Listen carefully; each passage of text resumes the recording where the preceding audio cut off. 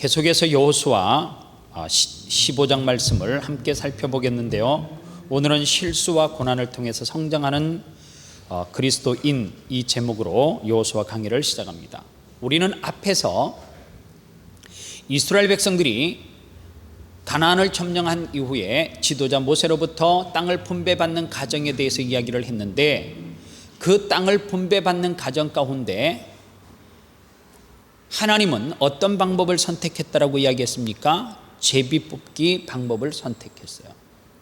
그런데 그 방법이 그 이스라엘의 지파들이 땅을 분배받는 과정 가운데 뭐 하지 않고 다투지 아니하고, 그리고 지도자 여호수아에게 뭐 하지 않고요, 뒤로 잘 봐달라고, 우리 좋은 땅 달라고, 이러한 불법적인 거래가 있지 아니하고 하나님께서 택하신 방법은 하나님의 뜻에 맞게, 그리고 그 땅 가운데서 하나님께서 주시는 것이 진짜 복이라고 하는 것을 깨닫게끔 하기 위해서 하나님은 제비뽑기 방식을 선택했는데, 그 가운데 여호수아와 함께 정탐을 갔었던 갈렙이라고 하는 사람은 제비뽑기 형식의 땅을 분배받지 아니하고 어떻게 했다라고요? 이 산지를 내게 달라라고 선포를 했어요.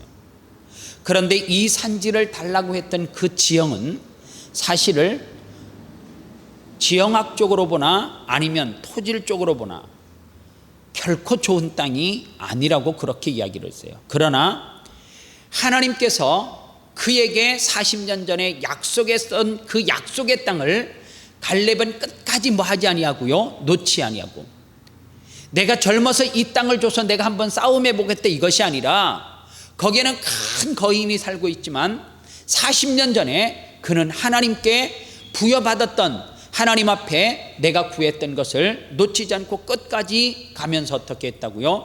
그 약속, 하나님의 약속에 그 명령, 언약을 지키면서 하나님 앞에 요구했다라고 그렇게 이야기를 했습니다. 오늘 그런데 14장서부터 19장까지는 뭐에 대한 성경으로 기록되어져 있냐면, 이 6장은 이스라엘 백성들이 땅을 분배받는, 지파별로 분배받는 기사들이 기록되어져 있는데, 14장서부터 16장 6장에 걸쳐서 무려 80%에 해당되는 그 땅을 분배하는 과정 가운데 많이 기록되어져 있는 두 지파가 있어요. 그 지파가 누구냐면 유다 지파와 그리고 요셉이에요. 거의 대부분의 기사가 이 두 지파에 대한 이야기로 기록되어져 있고, 나머지 지파는 20%, 마지막 뒷장에 한 2장 정도가 그 나머지 10지파에 대한 기록으로 이렇게 쓰여져 있어요. 왜 하나님께서 그러면 똑같이 제비를 뽑아서 땅을 분배받는 과정 가운데 왜 이 두 지파를 집중해서 땅에 분배받은 내용들을 성경은 설명을 하고 있는가? 성경은 우리가 조금 이스라엘의 역사를 좀 알면, 재산을 상속받는 과정 가운데 장자는 재산을 상속받을 때에 그 가족 전체의 3분의 1을 부모로부터 상속을 받게 되어져요. 아마 이 전통은 우리나라하고 좀 비슷한 것 같아요. 장자가 많이 받잖아요. 그리고 물론 그 당시 여자들은 땅을 분배받지 못했어요. 우리나라도 마찬가지고 지금은 여자에게, 딸에게 재산 분배를 안 해주면 남자들도 맞아 죽을 수 있다, 뭐 이게 이제 현실인데, 그런데 그런 어떤 전통적으로 보면 유다와 요셉은 사실은 내용이 그렇게 많이 기록되어져 분량을 차지할 내용으로 쓰여지면 안 돼요. 왜냐하면 순서적으로 보면 유다는 몇 번째예요? 4번째인가 그렇고, 요셉은 몇 번째요? 끝에서 한 번째, 11번째예요. 그러면 장자의 명분 자체가 없어요. 그런데 성경에 이 두 사람에 대한 기록이 상당히 많아요. 그런데 오늘 설교 제목에서 이야기했지만, 실수와 고난을 통해서 성장하는 그리스도인, 이것을 하나님께서 유다와 누구를 통해서요? 요셉을 통하여서 하나님께서는 땅을 분배받는 가정 가운데 그 일련의 사건들을 통하여서 하나님은 나머지를 설명을 하고 싶었던 부분이라는 거예요. 그 역사적인 내용을 살펴보면 요셉은 창세기에서 참 많이 기록이 되어져 있어요. 이스라엘의 4대 족장이 있는데 아브라함의 기록도 풍성해요. 야곱에 대한 기록도 풍성하고요, 요셉에 대한 기록도 풍성해요. 그런데 족장 가운데 하나인 이삭은 기록이 풍성하지를 않아요. 그런데 제가 지난 시간에 설명했어요. 왜 다른 사람은 그 기록이 많고 복잡한데 이삭은 그 기록이 단순 명료한가? 이유는 딱 하나예요. 그는 곁길로 새는 인생을 살지 않았어요. 어떤 사람에 대해서 인생의 스토리를 들으면 정석의 길을 걸어간 사람, 정도를 걸어간 사람들은 뭔가 복잡하지 않아요. 예수를 믿어도 모태신앙은 태어나 보니까 엄마가 그냥 나왔고 교회 갔어요. 그리고 성장해 보니까 안 가고 싶은데 안 가면 또 용돈 안 주고, 너는 또 목사의 자녀이기 때문에 가야 되고, 네가 안 가면 아버지 얼굴에 엄마 얼굴에 먼 칠한다. 다른 건 다 해도 좋은데 교회 가는 것만은 타협이 안 된다, 뭐 이러면서 교회 한번 갔다 오면 하루 저녁 외박하는 것도 허락해주고, 뭐 이런 환경에서 분명히 이 가운데 자란 사람들이 있을 거예요. 그런데 그렇게 쭉 성장해 오다가 나중에 자기 인생의 스토리를 이야기하면 별 곁길로 갈 시간이 없었어요. 왜요? 주말에 교회 가서 살았거든. 대부분의 죄는 주말에 잘 짓는데, 토요일 날 나 사실 열심히 없는데 학생회 입문하라 해가지고 교회 꾸역꾸역 끌려나가가지고 뭐 악기를 한다든가, 아니면 노래도 못하는데 마이크 잡고 옆에서 서 있으면서 싱어를 한다든가, 아니면 또 아무것도 못하는데 총무하면서 허드렛 일 시켜서 토요일날 교회에서 살았어요. 주일날 되니까 또 교회 와서 예배 준비한다고 새벽 일찍부터 와라래요. 그리고 또 일찍 가면 안 돼, 임원이라서. 회의를 하고 가면 교역자보다 퇴근이 늦어요. 그러다 보니까 온통 인생의 주말은 교회에서 다 보냈어요. 구차하게 설명할 이야기가 없어요. 내 인생은 태어나면서부터 예수 믿었고 주말에는 교회에서 살았고 그러다 보니 여기까지 왔다. 반대로 이런 사람이 있어요. 죽어도 교회는 안 간다. 내가 다니고 싶은 데 간다. 그래서 한 5년은 절에 가 있고 5년은 남녀 회랑경계에 가 있고 또 5년은 저 뭐 대순진리에 가 있고 뭐 이러면서 절에 가 있고 이러면서 막 복잡하게 다 돌았어요. 그래서 그 종교의 스토리를 다 알아요. 그리고 어느 순간에 이런 종교 다 다녀봤자 필요 없다, 나는 무신론자다 그러면서 또 교회를 안 다녀봤어요. 이 사람은 당신의 인생을 어떻게 살았습니까? 라고 이야기하면 설명할 내용이 너무너무 긴 거예요. 그러나 이삭은 정도를 갖기 때문에 그 인생에 대해서 구구절절 설명할 내용이 사실은 별로 없어요. 그래서 이삭에 대한 기록이 가장 짧아요. 그런데 하나님은 오늘 이 땅을 분배하는 이 기사의 내용을 통하여서 요셉을 통하여서 전체를 설명하고 싶어 하는 거예요. 요셉이 어느 날 형제들이 많이 있는데 부모님의 사랑을 그 가운데 듬뿍 받아요.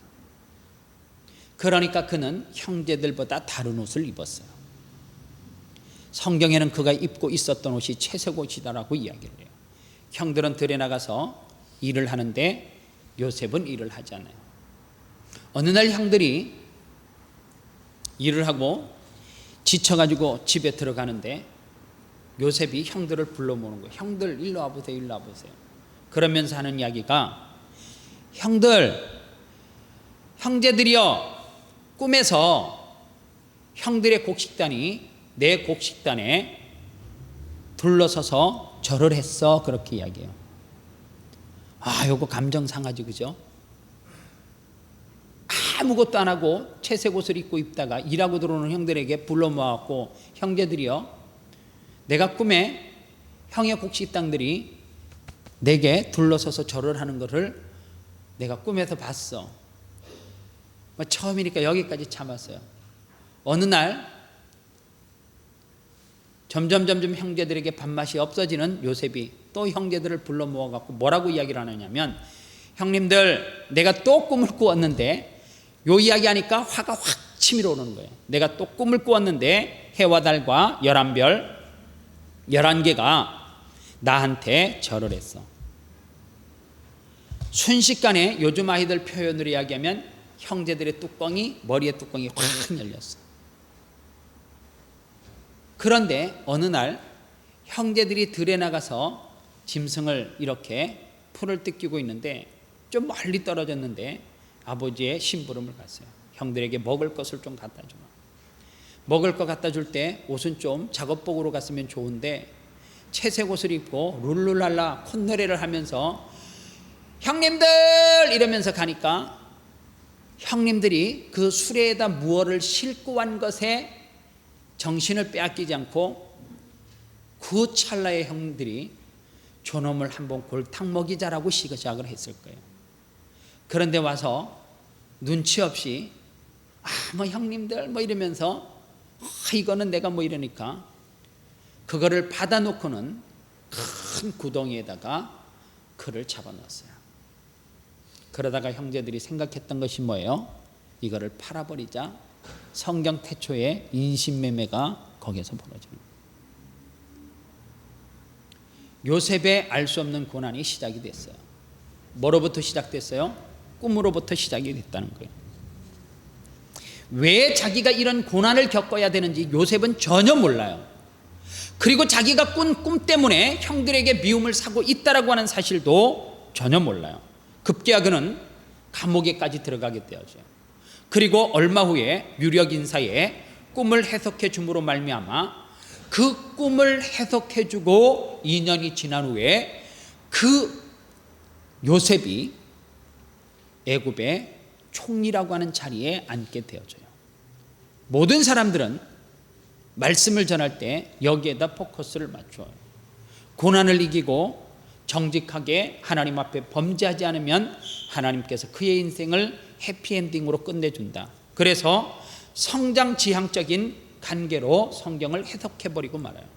그런데 이 말씀의 핵심은 요셉이 애굽의 총리가 됐다라고 하는 것이 말씀의 핵심은 사실 아니에요. 이제 그 뒤에 어떤 일이 벌어져요? 이 야곱이 총리가 될 때 이유가 있잖아요. 왕의 꿈을 꾸는데 이 꿈이 도대체 뭔지 모르겠더라고. 왕이여, 7년 동안 먼저 풍년이 들 겁니다. 그리고 7년 동안 기근이 들 텐데 이 7년을 우리가 잘 준비해서 곡간을 많이 만들어서 풍년이 들 때 쌓아놓지 않으면 흉년을 이겨낼 수 없습니다. 그런데 그가 해몽한 그대로 되어지는 거예요. 풍년이 들 때는 몰랐어요. 흉년이 들고 나니까 저축해 놓지 않았던 사람들이 어떻게 해요? 먹을 것이 떨어지는데 이 애굽은 요셉의 그 꿈을 통하여서 미리 알고 있었기 때문에 백성들에게 나눠줄 수 있는 여유분이 있는데, 그 주변에 살고 있는 나라들은 굶주림에 허덕이면서 애굽으로 곡식을 사러와요. 그 가운데 누구도요, 그의 형제들도 성경에 보니까 예외는 아니었다라고 이야기해요. 형제들이 흉년이 들은 2년쯤 되어졌을 때에 애굽으로 가서 곡식을 사게 되어져요. 그런데요, 성경에 보니까 요셉은 그의 형들을 첫눈에 알아봤다라고 이야기하고 있고, 그의 형들은 요셉을 전혀 알지 못했어요. 요셉이 첫 번째 뭐라고 이야기를 해요? 너희들 이 나라를 치기 위해서 정탐꾼으로 왔지, 그렇게 이야기를 해요. 그랬더니 그 가운데 한 형제가 뭐라고 이야기를 하느냐 하면, 우리는 이 나라를 정탐하러 온 것이 아니라 우리는 어느 집안에, 아버지는 누구고 야곱이고, 그리고 우리의 형제들은 이렇게 되는데 한 형제는 잃어버렸고 한 형제는 지금, 막내는 아버지와 함께 어디에 있다고요? 집에 있다고. 그리고 나머지 형제들이 이렇게 이 땅에 먹을 곡식을 구하러 왔다라고 그렇게 이야기를 해요.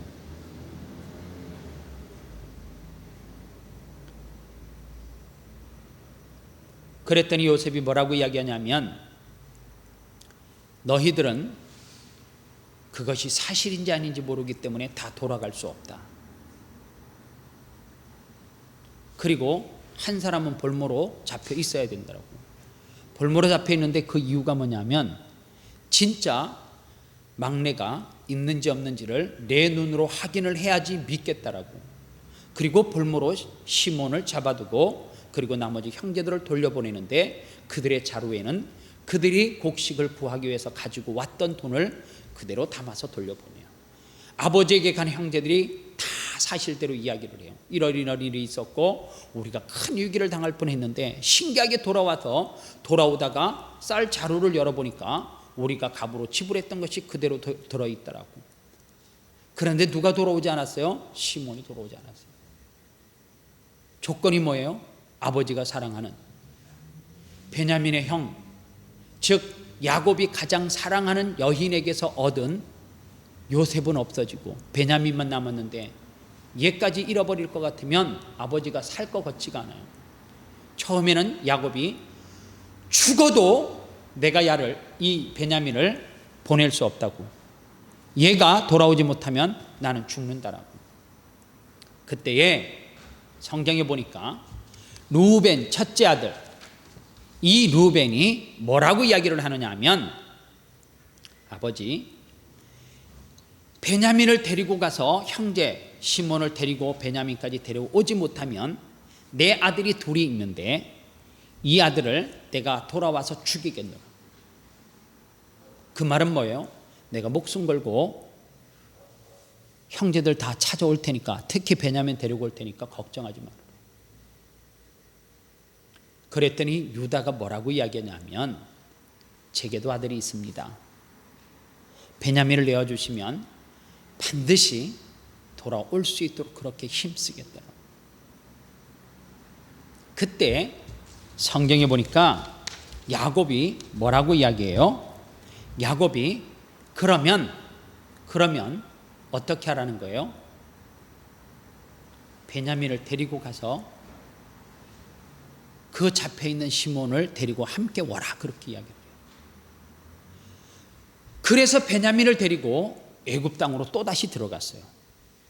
그런데 요셉이 자기 친동생 베냐민을 보면서 어떻게 해요?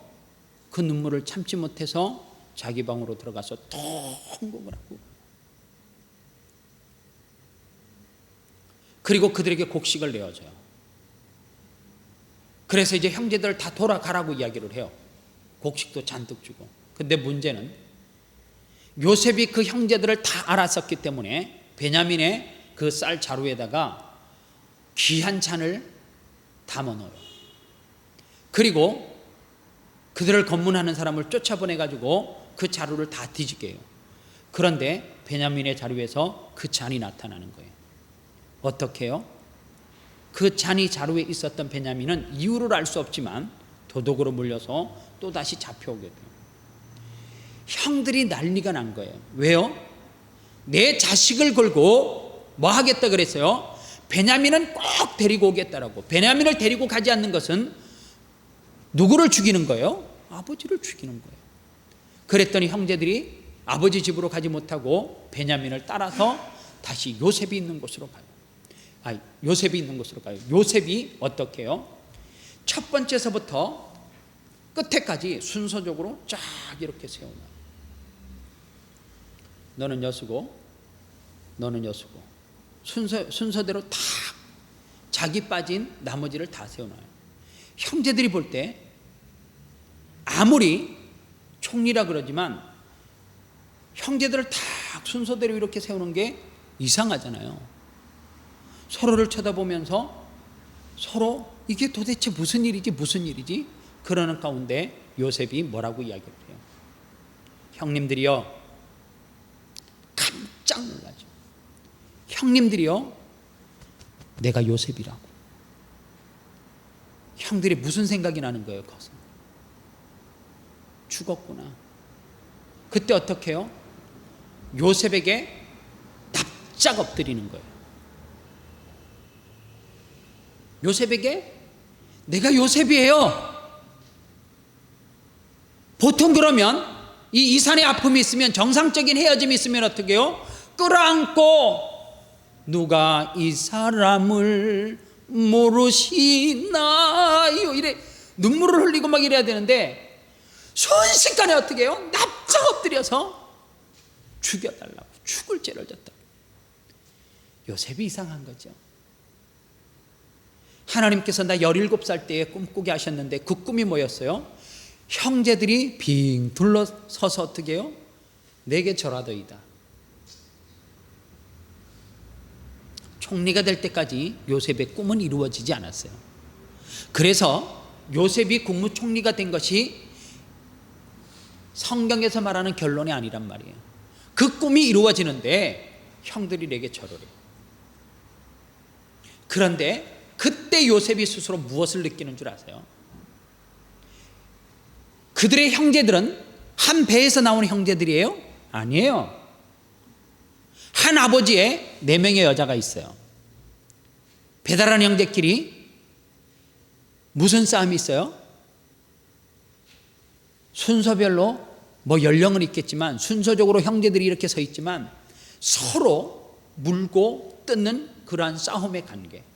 아버지의 사랑을 독차지하기 위해서 서로 헐뜯고 욕하고 비방하고, 그래서 미운 나를 팔아 먹을 정도로 그랬던 형제들이 성경의 내용 그대로 너희 중에 누구는 하나 볼모로 있어야 된다 그러니까 시몬이 내가 남아 있겠다라고 자원을 해요. 그리고 아버지가 그런 사람이에요? 베냐민을 내어줄 사람이에요? 절대로 아니죠. 야곱이 얼마나 꼼수에 능한 사람이에요. 그런데 성경이 뭐라고 해요? 베냐민을 내어줘요.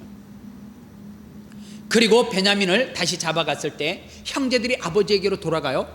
원래는 그들의 성정상 어디로 가야 돼요? 목수만 나 살려라 그러고 요셉의 낯을 피해서 베냐민이 죽든 말든 누구에게로 가야 돼요? 아버지 곁으로, 자기 나라로 가야지 정상이에요.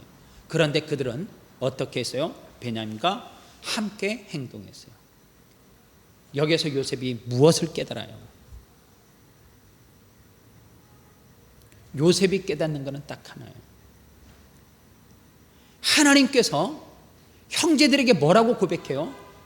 형님들이 나를 팔아먹은 것이 아니라 이런 위기가 올 것을 하나님께서 미리 하시고, 하나님께서 약속과 언약에 의해서 나를 먼저 이 나라로 뭐 한 것이라고요?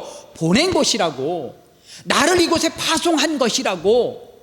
왜요? 이런 위기가 올 때 나로 통하여서 우리의 민족과 우리의 가문을 살리라고.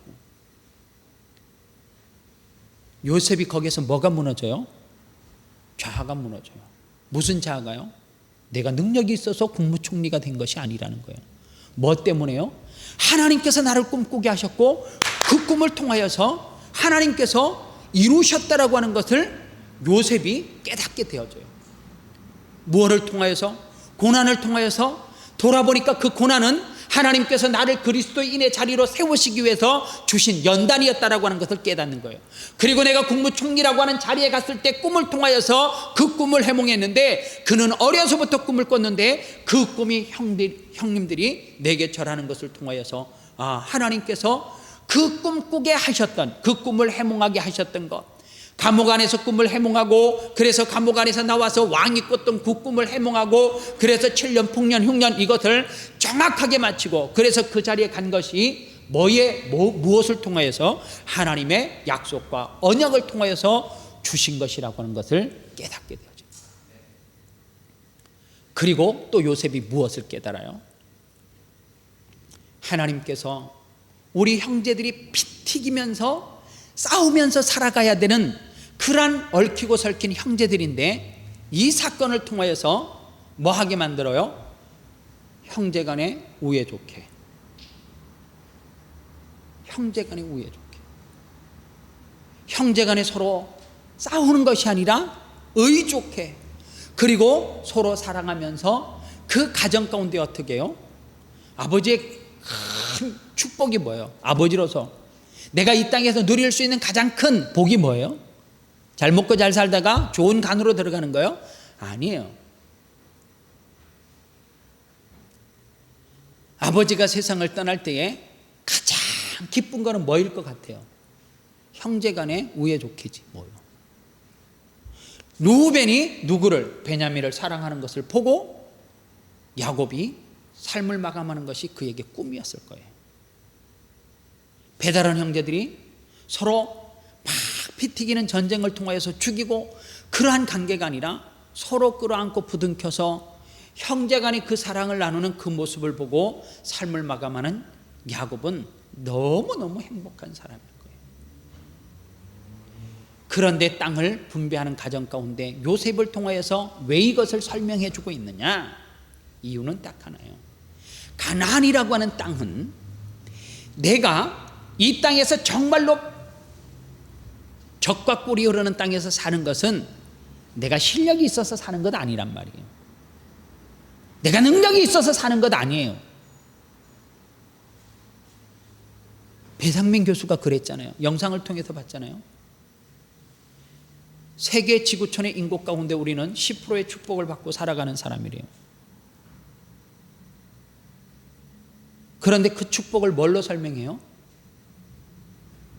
당사자인 자기도 아프리카에서 태어났으면 그저 그렇게 살다가 말레리아 걸리고 배우는 거 하나도 못하고 매일 하루 세끼 먹는 것 때문에 아니면은 수십 킬로를 물동이를 이고 물찌개를 지고 물 한 번 떠오고 하루 일과를 보내고 대학은 근처도 못 갔을 거라는 거예요. 우리가 이런 축복을 받는 거는 뭐 때문에요? 대한민국에 태어났다라고 하는 그 이유 때문에. 우리가 아무리 똑똑해도 저 북한에 태어나면 가난하고 굶주리고 배고픈 가운데 먹을 것을 위해서 도둑질하다 맞아 죽을 수도 있고 아니면 먹을 것이 없어서 굶어 죽을 수 있다는 거예요. 우리가 이 땅에서 이런 축복과 혜택을 누리는 것은 내가 능력이 있어서가 아니라 창조주 하나님께서 우리를 조국 대한민국에 태어나게 하신 그 축복 때문에. 가나안이라는 것이 그런 거라는 거예요.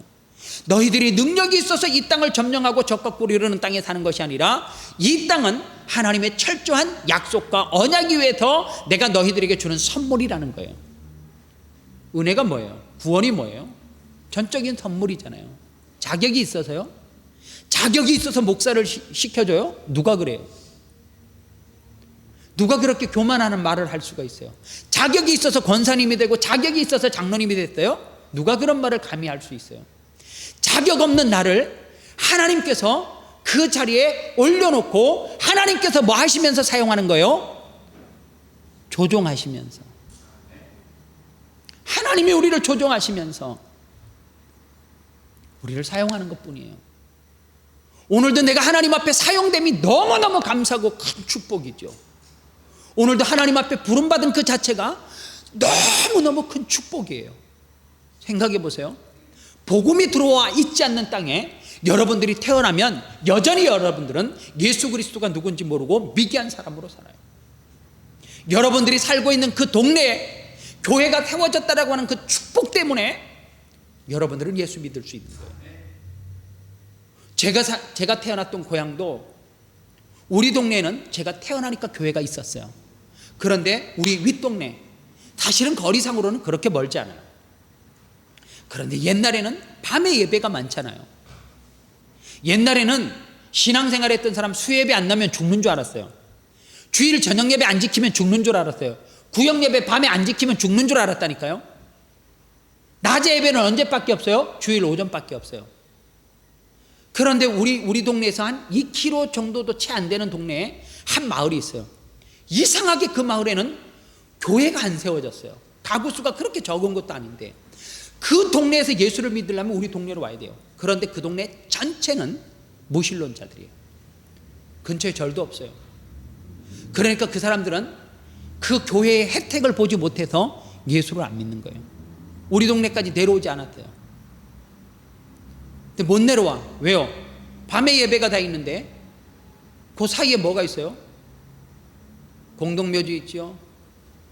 상여 모셔놓는 상여 집 있죠. 길가에 도로 넓힌다고 도로 이렇게 깎아내리는데 사람 뼈 막 나오죠. 이런 소문이 무성하니까 이틀이 멀다고 그 길에서 귀신 나타났다 그러니까 교회를 아예 못 왔어요.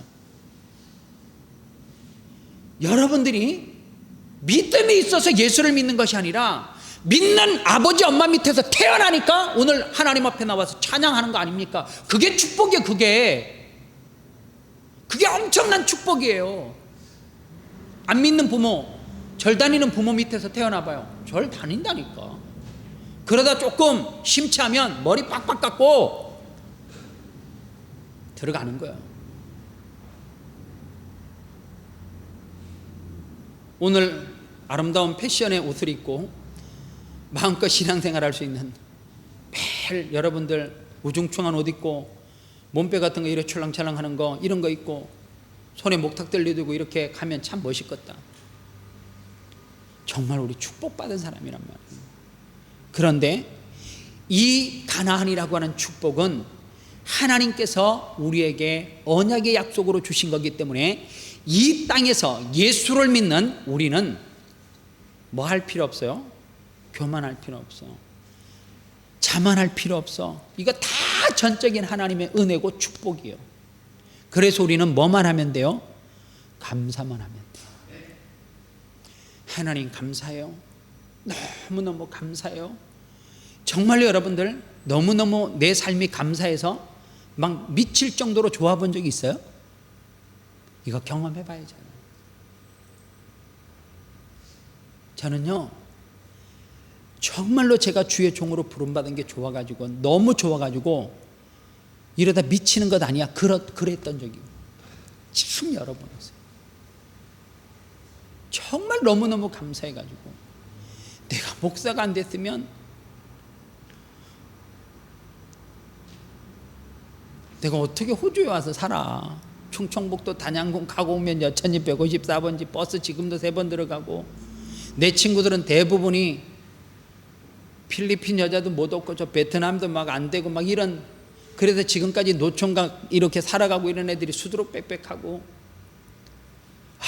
나는 그래도 양복 입고 이렇게 그리무 바르고 이렇게 살지만 그 시골에 친구들 가보니까 악수를 하니까 이게 가죽인지 뭔지 느낌도 없어. 얼굴은 다 터져가지고요, 시골에서 고생을 찐탕 하니까 난 아직까지 염색 안 하는데 걔네들은 머리가 다, 한 친구가 그래도 나 이제 저 부인하고 그만 살을까봐. 왜 그래? 이러니까 뭐 검은 머리가 팥불이 될 때까지 뭐 살면 된다 그랬는데 나 지금 팥불이 다 됐잖아. 이제 헤어질까봐 막 이러는 친구들이 있고 베레베레 다 있어. 나 뭐 다를 게 솔직히 뭐 있겠어요. 그 동네에서 그냥 그렇게 살았으면 나도 그런 인생이지. 예수를 내가 만나는 축복, 부모로부터 그 어떠한 물질 물려받지 못했지만 예수 그리스도 이 신앙을 태어나니까 물려줘가지고 자연스럽게 어려서부터 열심히 11조하고 열심히 주일 성수하고 하나님 앞에 꿈을 꿨더니 하나님께서 나를 목사로 삼아주시고 오늘 이렇게 시드니, 세계 지구촌의 인구 가운데 가장 큰 축복, 즉 세계의 인구 가운데 2%의 축복, 제가 쓰는 표현이야. 우리 0.2%일 수도 있어. 호주에 산다는 이 자체가 세계 인구 가운데 0.2%에 해당하는 이 축복이. 왜요? 0.2%도 안 될 수도 있어. 호주 인구가 얼만데요? 2,300만 밖에 안 돼. 지금 세계 인구가 얼만데? 그렇게 계산해 보면 세계 가운데 호주가 가장 좋은 나라 아닙니까? 그러면 우리는 정말로 어떤 축복을 받고 사는 거예요? 0.00 몇 프로 되겠네 진짜. 세계 인구를 60억 70억 잡아가지고 한번 해봐. 우리 2,300만 해갖고 한번 계산해갖고 다음 주에 가지고 우리가 0. 몇 프로의 축복을 받고 사는지. 그런데 감사가 없어요? 그런데 은혜가 없어요? 그런데 나만 누리고 살아요? 하나님이 우리를 보고 얼마나 실망하겠어. 얼마나 실망하겠어. 하나님이 오늘 우리가 이 땅에 살 수 있는 축복 주신 거 이유가 있어요. 머리 한번 숙이겠습니다. 조용히. 하나님 앞에 조용히 한번 돌아보십시오. 여러분들 어디에서 태어났어요? 우리 장로님은 제주도. 제주도요, 살아보니까 답답하더라고. 한 일주일 여행하니까 답답해.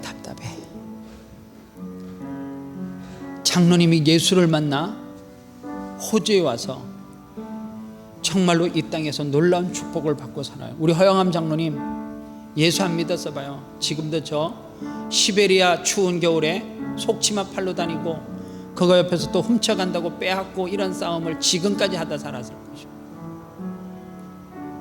예수가 얼마나 좋아요. 예수가 하나님에게 우리에게 이런 놀라운 축복을 줬단 말이에요. 기적을 줬단 말이에요.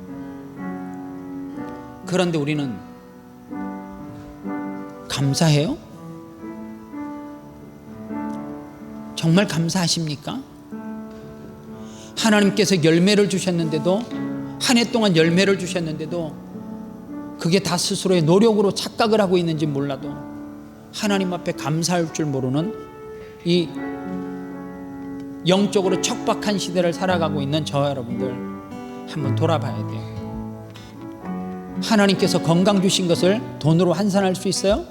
내가 이 나라에서 살 수 있는 것 하나님 앞에 물질로 환산할 수 있어요? 그런데 감사조차도 하지 않아요. 입으로 선포하지도 않아요. 너무 영적으로 무뎌져 있어요. 감사가 메말랐어요. 오늘 이 시간 기도할 때 하나님께서 내게 주신 그 축복이 무엇인지를 한번 되짚어 보시기를 바랍니다. 그리고 하나님 앞에 정말로 내가 감사할 수 있는 것이 있으면 이 시간 감사를 선포하시기를 바랍니다. 다 같이 기도하겠습니다. 하나님 아버지 감사합니다.